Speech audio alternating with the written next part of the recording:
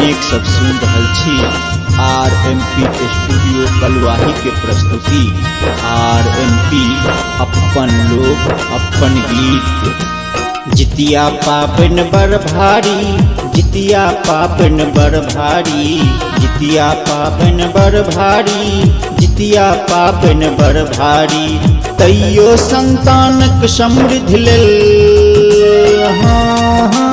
तैयो संतानक समृद्धि लेल करत सब हक महतारी। जितिया पाबन बड़ भारी, जितिया पाबन बड़ भारी, जितिया पाबन बड़ भारी, जितिया पाबन बड़ भारी। तैयो संतानक दीर्घायु लेल करत सब हक महतारी। जितिया पाबन बड़ भारी, जितिया पाबन बड़ भारी, जितिया पाबन बड़ भारी, जितिया पाबन बड़ भारी।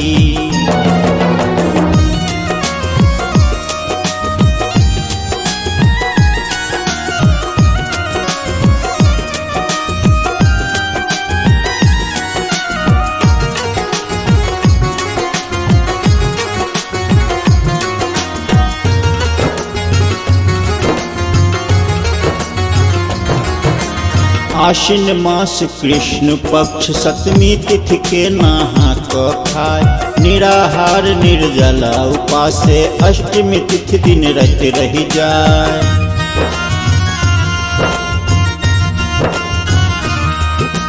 आश्विन मास कृष्ण पक्ष सप्तमी तिथि के नहा क खाय। निराहार निर्जला उपासे अष्टमी तिथि दिन रत रही जाय। अगला दिन तीर्थ नवमी के हो, अगला दिन तीर्थ नवमी के पारण के होई तैयारी।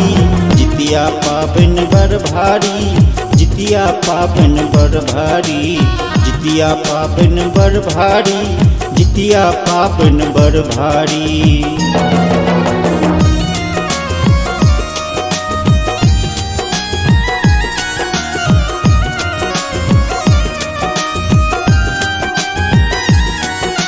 अपनेक सब सुन रहल छी RMP स्टूडियो कलवाही के प्रस्तुति RMP अपन लोक अपन गीत।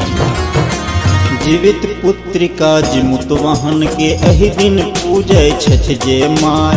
होय उनकर पुत्र पौत्र दीर्घायु सुख समृद्धि जिंदगी में भर जाय।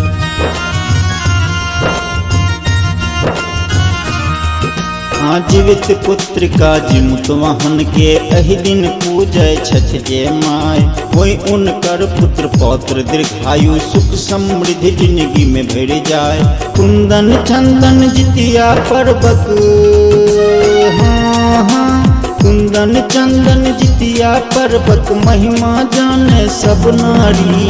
जितिया पाबन बड़ भारी, जितिया पाबन बड़ भारी, जितिया पाबन बड़ भारी, जितिया पाबन बड़ भारी। तैयो संतानक समृद्धि लेल,